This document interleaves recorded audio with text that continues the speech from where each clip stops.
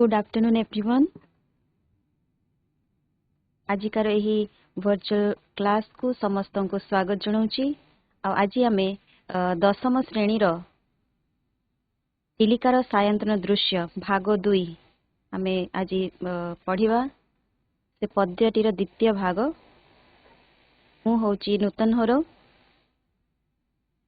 M Shri Bhavani Shankar उच्च विद्यालयर सह शिक्षयित्री। आसतु बर्तमान आम जा से चिलिका सायंतन दृश्य पद्यटी को आहरी गभीर भाव मनन चिंतन करवा पढ़ा। आम भारतर पूर्व उपकूल बंगोपसागर उपकूल अवस्थित।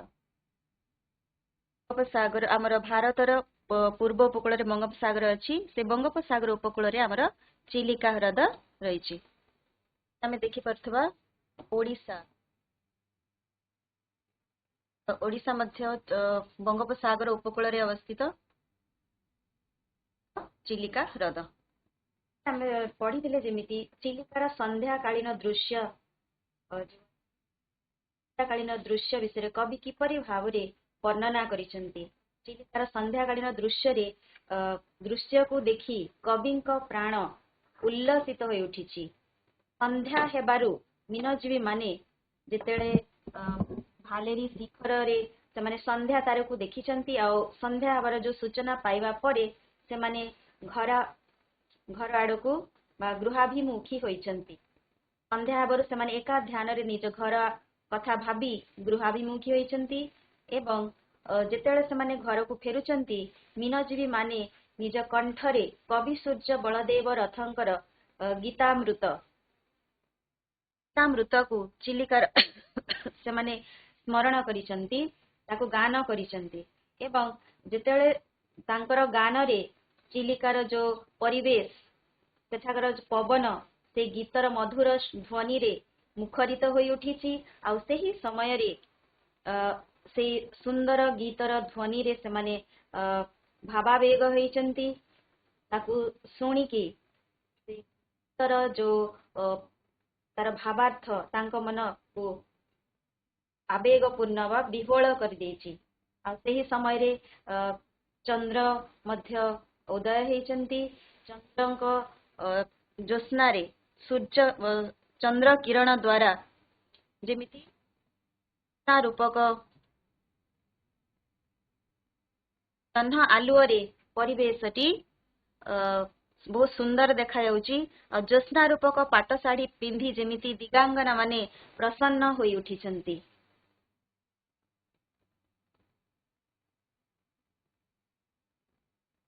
आमे देखिले गत क्लास रे आमे पढ़ी थिले कवि सूर्य बलदेव रथंकर जो पुस्तकटी अच्छी किशोर चंद्रानंद चंपू से जो धाड़ीटी अच्छी कवि सूर्यंकर गलाणित गला कथारे संगात ए संगीतर झंकार प्रत्येक मीनजीवी मनरे भावांतर सृष्टि करिछि। आ एहार श्रवण रे तांको मनरे प्रकार भाव उत्पन्न होइछि। से माने ईश्वर को मने पकेइचंती। ता सहित तांकर इंद्रिय को से माने भूली आइचंती। से माने एक अतीन्द्रिय देश रे विचरण करिसंती। आ एही दृश्य को जेपरी से दृश्यटी एते मनोहर होइछि जे कवि कहउचंती ताहा निश्चित भाव रे भगवानंकर बा सृष्टिकर्तांकर आज्ञा को धारण करी देवी बागेश्वरी निजे एही लीला को रचना करिसंती बोली कवि कहिसंती। तत्सहित कवि सूर्य बलदेव रथंकर एठी कवि वर्णना करिसंती जे कवि सूर्य बलदेव रथ जे जने महान कवि रूपे परिचित। तांकर माटी से आ ए जगत रे नहांती। तांकर देह मसान रे ग्रास होई जाइछि बा से एही जगत रे बा ए जगत रे वर्तमान नहांती। किंतु तांकर जो कविता बा कवितार प्रत्येक धाड़ी मनुष्य हृदय रे एक अपूर्व आनंद बा भाव उत्पन्न करुछि। आ ताहा माध्यम रे ही से प्रत्येक ओडिशावासी हृदय रे दीर्घजीवी होई पारिचंती बा आयुष्मान होई पारिचंती।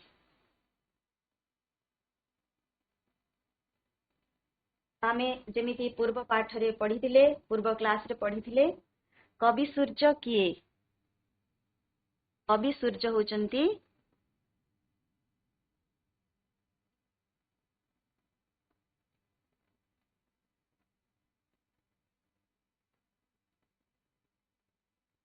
कवि सूर्य किए कवि सूर्य होचंती बलदेव रथ कवि सूर्य बलदेव रथ आ मीनजीवी माने केउठारे माछ धरुथिले मीनजीवी माने समुद्र मुहाण रे माछ धरुथिले उल्लासर आत्मा बोली कवि काहाकु कहिसंती उल्लासर आत्मा बोली कवि गीतर तान को कहिसंती गलाणी तो गला कथारे संगात यह कविंकर केउ काव्यर अंश विशेष कवि सूर्य बलदेव रथंकर किशोर चंद्रानंद चंपू तार अंतर्गत बागेश्वरी कहिले केउ देवी को बुझाए बागेश्वरी कहिले सरस्वती माता बा सरस्वती देवी को बुझाए कवि विषय पुणी आउथरे रिमाइंड करिबा कवि विषय जानिबा तार सायंतन दृश्य ए कवितार कवि होचंती कविवर राधानाथ राय तांका जन्म हेछि 1848 मसीहा मृत्यु 1908 मसीहा तांकर जन्म स्थान कविवर राधानाथ राय बालेश्वर जिल्लार सोर निकटवर्ती केदारपुर ग्राम रे जन्मग्रहण करिथिले आ तांका पिता होचंती सुंदर नारायण राय माता होचंती तारिणी देवी से 19 शताब्दी रे शिक्षकरू बंग बिहार ओडिशार विद्यालय समूहर शिक्षा विभाग रे इन्स्पेक्टर होई पारिथिले तांकर साहित्य कृति गुडी को देखिबा केदार गौरी नंदीकेश्वरी चंद्रभागा जहार फ्रंट पेज आमे एठी देखुतबा चंद्रभागा पुस्तकर front page cover page Usha Parvati का महाजात्रा यार कवर पेज एठी अछि पूर्वसी ए गुडी को काव्य तापरे मेघदूत तुलसी स्तबक ए गुडी को होछि तांकर स्मरणीय कृति तत्सहित आमे जो संस्कृत रे हमर साहित्य बहिरे मध्ये स्थान पाइछि सर्वे साम्नो जननी भारत धरणी कल्पलतियं ए जो भारत गीतिका मध्य कविवर राधानाथ राय रचना करिसंती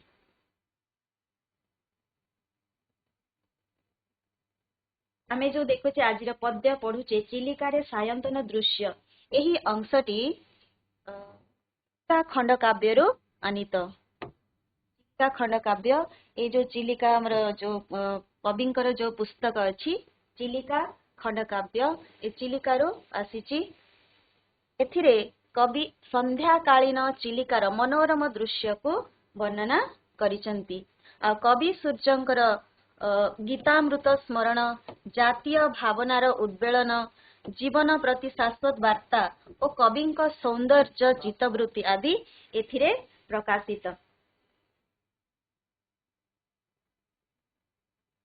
आमे वर्तमान बाकी जो हमर रही जाइछि से पाठ को जिबा एथिरे अछि मीन आकर्षण आसे पोतपाल तरणि रे जाली देलाणी मसाल भवे पापमूर्ति परी अटई से स्पर्श मारात्मक रूपे रम्य दिसे पाप गर्ते जेन्हे पड़ई अज्ञान तरी गर्भे मीने डेई देबे प्राण तो एठी हमर किछि शब्द रो अर्थ हमें देखिबा तरणि एठी जो अछि तरणि न कहले माछ तरणि कहले नौका डंगा बा तरी पाप गर्ते पाप रूपक खालरे अच्छी आमर मसाल मसाल कहले निआहुला एठी आमे चित्र रे देखि परथबा तो आकर्षण आसे पोतपाल पोतपाल कहले जे नौका चालक बा नाउरी से कोन करचंती मीन आकर्षण आसे माछ माननको आकर्षण करिया पई जेहेतु से माने निजर जीविका पई माछ धरिया को जाइचंती दिन सारा से माने माछ धरचंती जेतेले संध्या हेबा को बसिलाणी से कोन करिसंती ना मीन आकर्षण आसे माछ माननको आकर्षण करिबा पई से कोन करचंती ना मशाल जालिचंती संध्या समय रे से मशाल जालिचंती एठी आमे चित्र रे देखु परथवा जे मशाल केमती जळा हेची एवं सेही मशालर आलुओ रे माछ गुडी को आकर्षित हेकी आसीचंती आ से माने से आमर जो डंगारे डेई पड़ुचंती। तो एठी जेमती कवि वर्णना करुचंती मीन आकर्षण आसे पोतपाळ आमर नाउरी जे माछ माने मत्स्यजीवी माने कोन करुचंती मीन को आकर्षण करिवा पई माछ को आकर्षण करिवा आसारे मशाल जालीचंती। तरणी रे जाली देलाणी मशाल से डंगारे से माने मशाल जाली देइचंती। एठी तुलना कराई जेमती भवे पाप मूर्ति पर अटैसे परी अटैसे ए भवरे बा ए संसार रे जेपरी यह मारात्मक अटे भवे पाप मूर्ति पर अटैसे स्पर्श मारात्मक रूपे रम्य दिसे। तो जेमिति आलुओ बहुत सुंदर देखा जाए आमको बा दूररू जोठी आलुओ थाए कीट पतंग माने समस्ते आकर्षित हेकी से आलुओ जेमती दूररू सौंदर्य तार देखि से माने आकर्षित होई थांती किंतु शेषरे से निया होलारे बा से नियारे पड़ी से माने मृत्यु वर्ण करि थांती। तो एटा जेपरि हमर पाप रूपक अज्ञान रे आमे कोन होचे आकर्षित होचे। तो एठी भवे पाप गर्ते जेन्हे पड़ई अज्ञान जने अज्ञान जेमिति पाप गर्तरे बा पापर खालरे पड़ी जाए पापरे पड़ी जाए तार अज्ञानता जगु सेई भली एठारे माछ गुड़िक मध्य तरी गर्भे अर्थात डंगारे से माने डेई पड़िचंती और सेठी से माने प्राण हरैचंती माने आलुओरे आकर्षित होइचंती एवं शेषरे मृत्यु वरण करिचंती। दूररू तांको बहुत सुंदर देखा हेची किंतु तार स्पर्श तांको पई मारात्मक होई उठिची से माने सेठारे निजर जीवन हरै बसिचंती। मीन आकर्षण आसे पोतपाळ तरणी रे जाली देलाणी मशाल भवे पाप मूर्ति परि अटैसे स्पर्श मारात्मक रूपे रम्य दिसे पाप गर्ते जेन्हे पड़ई अज्ञान तरी गर्भे मीने डेई देबे प्राण। तो तार भावार्थ जेमती आमे देखि परिबा पाप गर्तरे अज्ञान पड़िबा परी माछ माने आलोकर प्रभाव रे डंगा को डेई मरुचंती।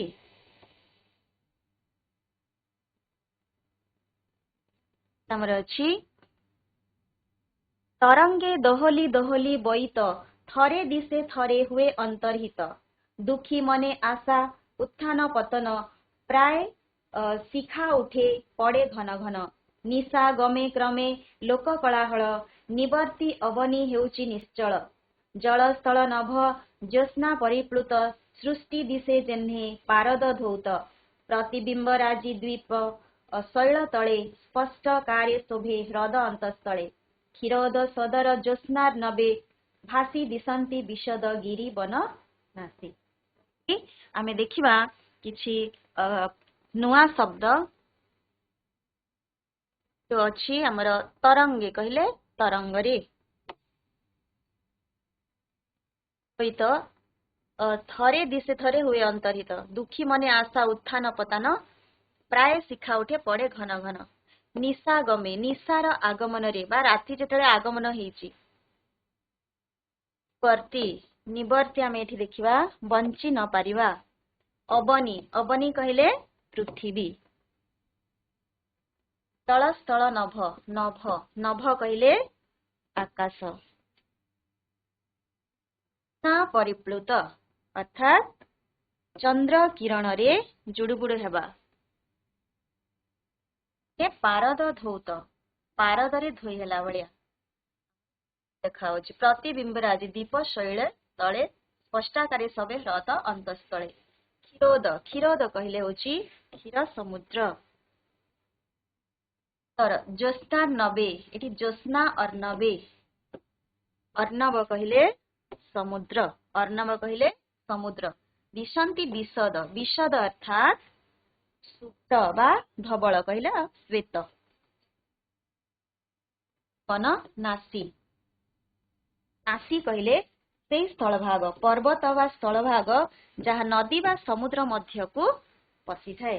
तो ये आमे देखुचे तरंगे दोहली दोहली बईत थरे दिसे थरे हुए अंतर्हित दुखी मने आशा उत्थान पतन प्राय शिखा उठे पड़े घन घन जेपरी समुद्र रे बईत तरंग रे दोहली थाए ଯେପରି ସମୁଦ୍ର रे ଯେତେବେଳେ ତରଙ୍ଗ ଉଠେ ବୋଇତ ଦୋହଲି ଥାଏ, ଉତ୍ଥାନ ପତନ ହୁଏ, ତାର କେତେବେଳେ ଉଠେ କେତେବେଳେ ପଡିଥାଏ।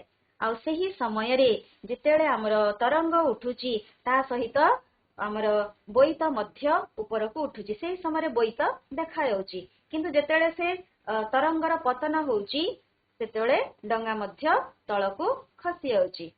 ତ ଏଥିରେ କବି କହୁଛନ୍ତି ତରଙ୍ଗରେ ଦୋହଲି ଦୋହଲି ବୋଇତ, ବୋଇତ ଯେତେବେଳେ ତରଙ୍ଗରେ ଦୋହଲି ଦୋହଲି ଆସୁଛି ସେହି ସମୟରେ କେତେବେଳେ ସେ ଦେଖା ହଉଛି, ଦୃଶ୍ୟମାନ ହଉଛି, ଆଉ କେତେବେଳେ ଅନ୍ତର୍ହିତ ହେଇଯାଉଛି ବା ଅଦୃଶ୍ୟମାନ ହେଇଯାଉଛି। ଯେପରି ଦୁଃଖୀ ମନରେ ଆଶାର ଉତ୍ଥାନ ପତନ ସଦୃଶ, ଅର୍ଥାତ୍ ଦୁଃଖୀ ମନରେ ଆଶା ଯେମିତି କେତେବେଳେ ଉତ୍ଥାନ ହୋଇଥାଏ କେତେବେଳେ ପତନ ହୋଇଥାଏ, ସେହିପରି ଆମର ତରଙ୍ଗ ମଧ୍ୟ କେତେବେଳେ ଉଠୁଛି କେତେବେଳେ ପଡୁଛି। ନିଶାଗମେ କ୍ରମେ ଲୋକ କଳାହଳ, ନିଶାଗମେ ନିଶାର ଆଗମନରେ, ନିଶା ଅର୍ଥାତ୍ ରାତ୍ରି, ରାତ୍ରି ଆଗମନରେ ଯେମିତି ପୁରା ସଂସାର ଯେତେବେଳେ ଅନ୍ଧାର ହୁଏ ରାତ୍ରି ହେଇଯାଏ, ପୁରା ସଂସାର ନିଜର କାମରୁ ନିବୃତ୍ତ ହୁଏ ବା ନିଜର କର୍ମ ଜୀବନ ସାରି ସେ ସେତେବେଳେ ବିଶ୍ରାମ ନିଏ, ଆଉ ସେତେବେଳେ ପୁରା ସଂସାର କୋଳାହଳ ଶୂନ୍ୟ ହେଇଯାଏ। ତ ନିଶାର ଆଗମନରେ ଯେପରି ସଂସାର ବର୍ତ୍ତମାନ କଣ ହେଇଯାଇଛି, କୋଳାହଳ ଶୂନ୍ୟ ହେଇଯାଇଛି। ତ ନିଶାଗମେ କ୍ରମେ ଲୋକ କୋଳାହଳ, ନିବର୍ତ୍ତି ଅବନୀ ହେଉଛି ନିଶ୍ଚଳ। ତ ସେଇ ଅବନୀ ଅର୍ଥାତ୍ ପୃଥିବୀ କଣ କରିଛି, ପୃଥିବୀ ଆମର ଲୋକ କୋଳାହଳରୁ, ଲୋକମାନଙ୍କ କୋଳାହଳରୁ ବର୍ତ୍ତମାନ ନିବୃତ୍ତ ହେଇଯାଇଛି, ନିବର୍ତ୍ତିଛି ଏବଂ ସେ ନିଶ୍ଚଳ ହେଇଯାଇଛି।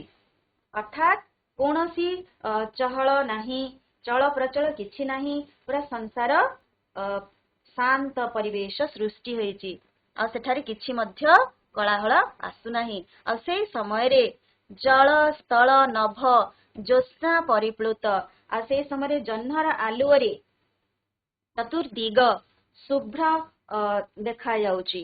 ଜଳ ସ୍ଥଳ ନଭ, ଆମର ଜଳ ସ୍ଥଳ ଏବଂ ଆକାଶ, ଆମର ଜଳ ସମୁଦ୍ର ନଦୀ ବା ସେଠାରେ ଯୋଉ ଆମର ଅଛି ଚିଲିକା, କବି ଯୋଉଠାରେ ବସି ସେ ସୌନ୍ଦର୍ଯ୍ୟକୁ ବର୍ଣ୍ଣନା କରୁଛନ୍ତି ଚିଲିକା, ତାର ଜଳ ସ୍ଥଳ ନଭ ଆକାଶ ମଧ୍ୟ ସବୁ କଣ ହେଇଛି, ଜ୍ୟୋତ୍ସ୍ନା ଅର୍ଥାତ୍ ଚନ୍ଦ୍ର କିରଣରେ ପରିପ୍ଲୁତ ହେଇଛି, ଅର୍ଥାତ୍ ସେଥିରେ ଗାଧେଇ ପଡିଛି, ଜୁଡୁବୁଡୁ ହେଇଯାଇଛି।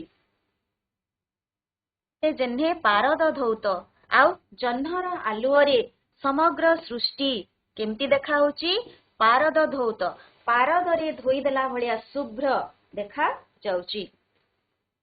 ପ୍ରତିବିମ୍ବ ରାଜି ଦ୍ୱୀପ ଶୈଳ ତଳେ, ଆଉ ସେହି ସମୟରେ ଜହ୍ନ ଆଲୁଅରେ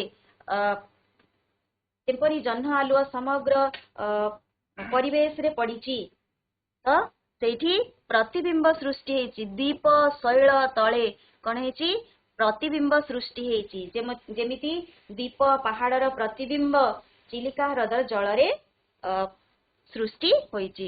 ସ୍ପଷ୍ଟକାରେ ସବେ ହ୍ରଦ ଅନ୍ତଃସ୍ଥଳେ, ସେ ଚିଲିକା ହ୍ରଦରେ ଆମର ଯୋଉ ଦ୍ୱୀପ ଅଛନ୍ତି, ସେଠି ଯୋଉ ଦ୍ୱୀପ ଅଛି ପାହାଡ ଅଛି, ସବୁ ତାର ଯୋଉ ପ୍ରତିବିମ୍ବ ତାର ଛାଇ ସ୍ପଷ୍ଟ ରୂପରେ ସେ ପାଣିରେ ହ୍ରଦ ଜଳରେ ଦେଖା ଯାଉଛି, ଆଉ ତାର ସୌନ୍ଦର୍ଯ୍ୟ ଅତି ମନୋରମ ବୋଲି କବି ଏଠାରେ ବର୍ଣ୍ଣନା କରୁଛନ୍ତି। ତା ସହିତ କ୍ଷୀରୋଦ ସମୁଦ୍ରରେ କଣ ହେଇଛି, ସମୁଦ୍ରରେ ମଧ୍ୟ ଜ୍ୟୋତ୍ସ୍ନା ନବେ ଭାସି ଦିଶନ୍ତି ବିଶଦ ଗିରି ବନ ନାସି, ଆଉ ସେ ସମୁଦ୍ରରେ ମଧ୍ୟ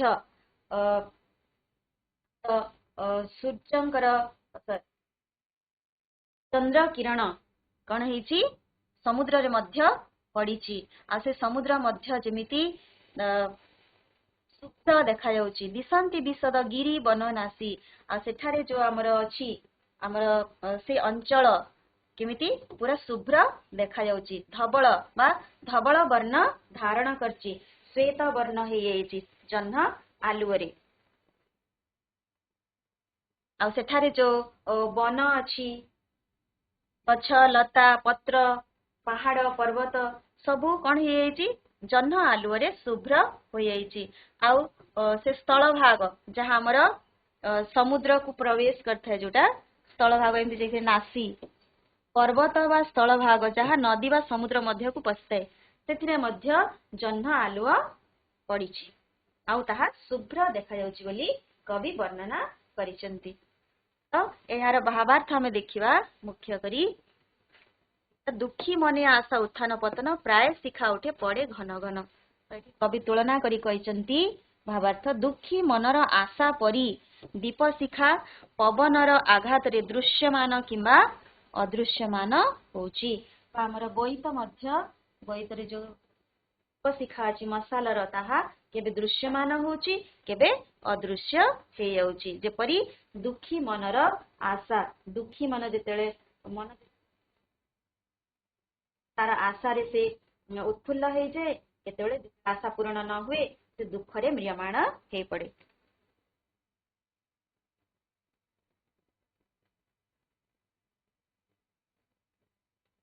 तरु पत्रे मसृण उपळे जक जक होई ज्योत्स्ना प्रतिफळे सर्पे चित्र चंद्रचूल तनु भଳି छाया मिश्र करे सभे वनस्थळे प्रशांत नीरव गिरी वन देश नाही एथि नर चहलर लेस दूर झरनाद झिंकारी झंकार करे निशिथिनी प्रभाव प्रचार कली उपद्रवे त्याजी लोकालय शांति की ए स्थले भजिले आश्रय चिलिका तोहर एही स्वभावन वर्णोत्सवमय दृश्य सायंतन।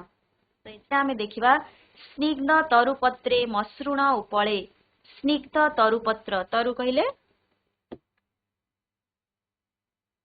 न तरुपत्र स्निग्ध स्निग्ध अर्थात फल तरुपत्र तरु अर्थात गच्छ कोमल गच्छर पत्र तत्सहित कहूँ मसृण मसृण कहिले उपळे उपଳରେ बा उपळ कहिले बाली गरडा बा पत्थर खंड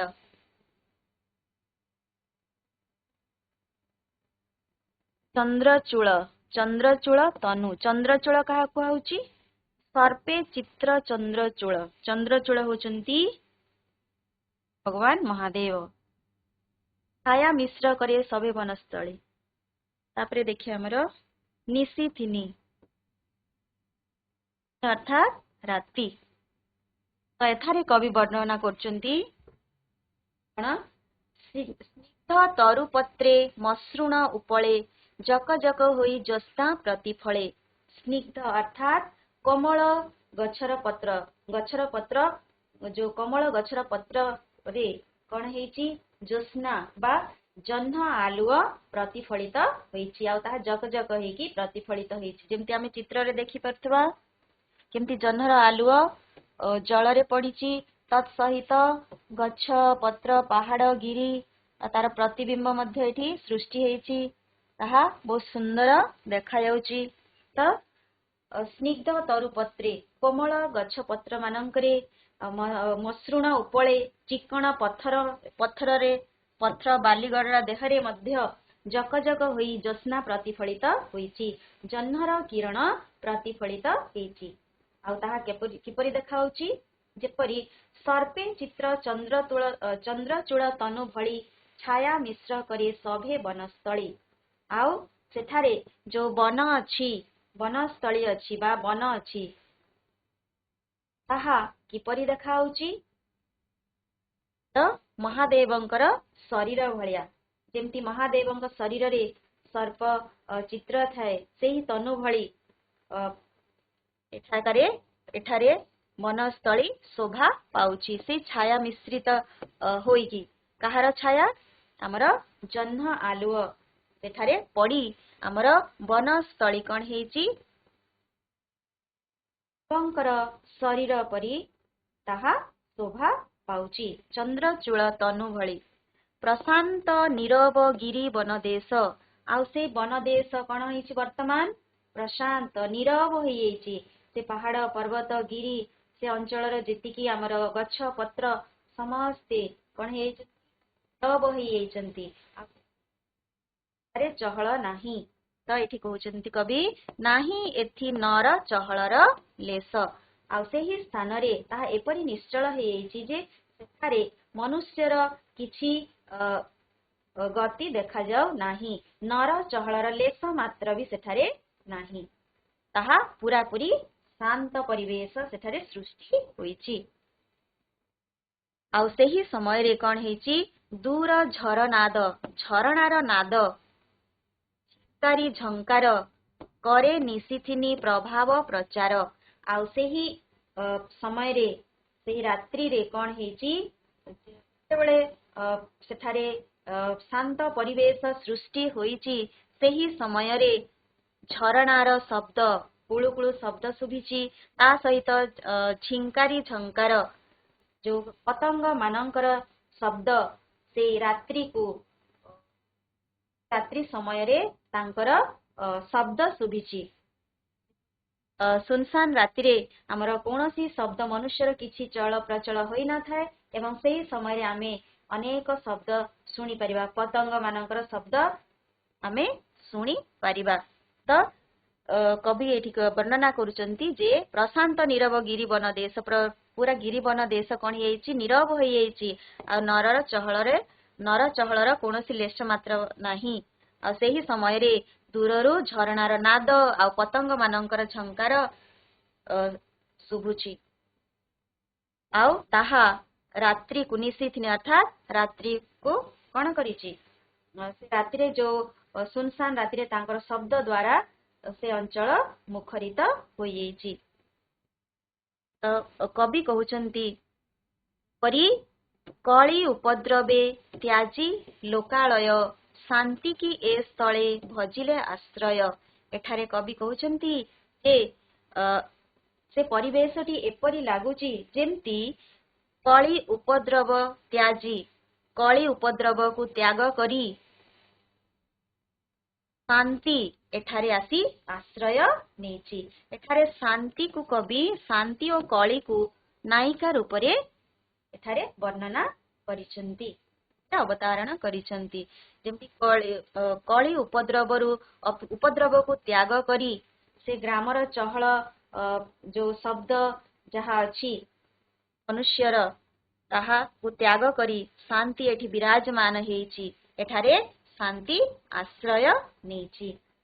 और कवि पुणी कहउचंती चिलिका तोहर एही शोभावन चिलिकार से सौंदर्य को देखी कवि मुग्ध होई जाइछंती आ कहउचंती तोर एही शोभावन कोन हेची वर्ण उत्सवमय दृश्य सायंतन बा ए चिलिकार जो सायंतन दृश्य तमर चिलिका को कहउचंती चिलिका तोर दृश्य तमर जो प्राकृतिक दृश्य वर्तमान बहुत सुंदर है येची मनमुग्धकर है येची आउ ताहा वर्ण उत्सवमय विभिन्न वर्ण से परिवर्तन करूची जेमिति बेला सूर्यंकर किरण रे ताहा बहुत सुंदर देखा जाउथिला सेही भली रात्रि रे जह्न आलुओ रे ताहा चतुर्दिग शुभ्र अर्थात श्वेत बा धला है येची चतुर्दिग ताहा बहुत सुंदर देखा जाउची जह्न आलुओ रे से चिलिकार सौंदर्य वृद्धि पाइची बोली कवि वर्णना करूचंती। तो एठी आमे देखिबा तार भावार्थ रात्र समय रे कली उपद्रवरु रक्षा पाइबा पई शांति चिलिकारे आश्रय नेचंती। गाड़ी रे जेमती कवि कहिथिले कली उपद्रव त्याजी लोकालय लोकालय कहिले ग्राम शांति की ए स्थले भजिले आश्रय। तो चिलिकार जो सौंदर्य को देखिकी बा से शांत परिवेश को देखी लक्ष्य करी कवि ए धाड़ीटी लेखि वर्णना करिसंती जे शांति सेठारे विराजमान हेची से ग्रामर लोकालयर कली उपद्रव को त्याग करी तेजी से चिलिकारे आसी आश्रय नेची।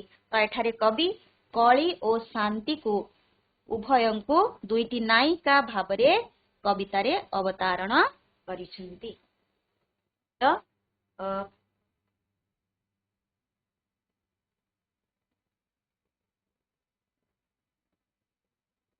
प्रश्नावली को जीवा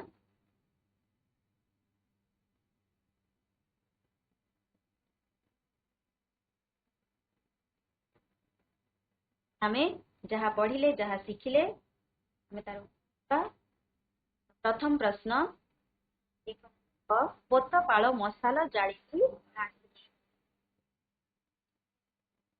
ମାଛ ମାନେ ମଶାଲ ଆଲୁଅରେ ଆକର୍ଷିତ ହୋଇ ପୋତ ଗର୍ଭରେ ପଡ଼ିବେ ବୋଲି ପୋତପାତଳ ମଶାଲ ଜାଳିଛି। ପୋତପାଳ କାହିଁକି ମଶାଲ ଜାଳିଛି? ମୀନ ମାନଙ୍କୁ ଆକର୍ଷଣ କରି, ଯେମିତି ମାଛ ମାନେ ଆକର୍ଷିତ ହେଇ ସେଇଠି ପଡ଼ିବେ।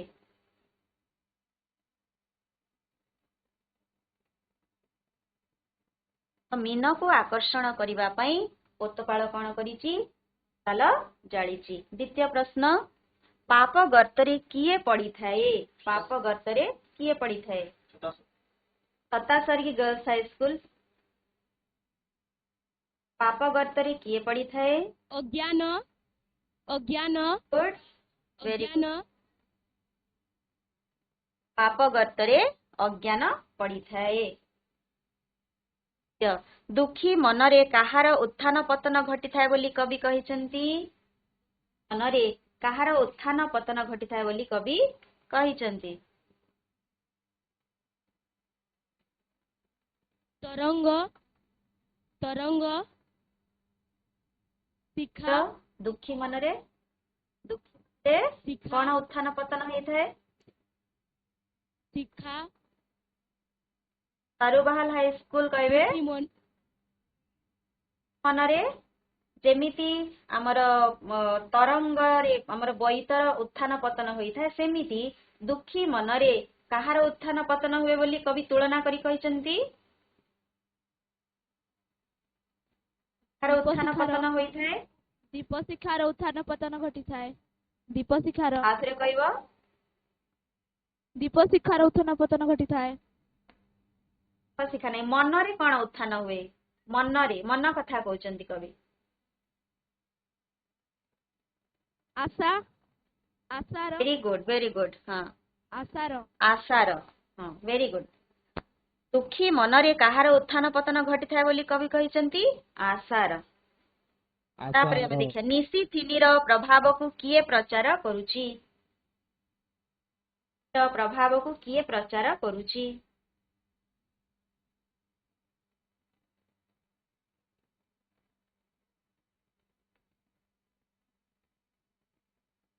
ପିଲାମାନେ, ନିଶିଥିନି ରାତି, ରାତିର ପ୍ରଭାବକୁ କିଏ ପ୍ରଚାର କରୁଛି?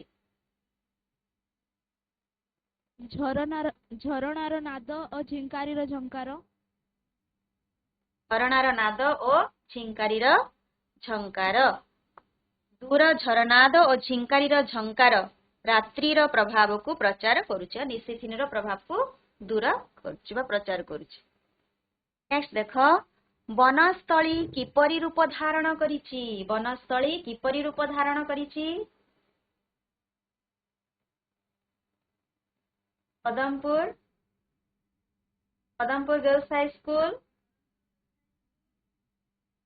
ବନସ୍ଥଳୀ କିପରି ରୂପ ଧାରଣ କରିଛି? ପାରଦ ପରି ଧରା। ସର୍ପ ବେଷ୍ଟିତ ଚନ୍ଦ୍ରଚୂଡଙ୍କ ତନୁ ପରି। କାହା ପରି? ସର୍ପ ବେଷ୍ଟିତ ଚନ୍ଦ୍ରଚୂଡଙ୍କ ତନୁ ଭଳି, ଅର୍ଥାତ୍ ମହାଦେବଙ୍କ ତନୁ ପରି ବନସ୍ଥଳୀ ଦେଖାଯାଉଛି। ଧନ୍ୟବାଦ। ଚନ୍ଦ୍ରଚୂଡ କହିଲେ କେଉଁ ଦେବତାଙ୍କୁ ବୁଝାଏ? Very good. ବା ମହାଦେବ ଆମେ ବି କହିପାରିବା। ନେକ୍ସଟ, କଳି ଉପଦ୍ରବରୁ ରକ୍ଷା ପାଇବା ପାଇଁ ଶାନ୍ତି କେଉଁ ସ୍ଥାନରେ ଆଶ୍ରୟ ନେଇଛନ୍ତି?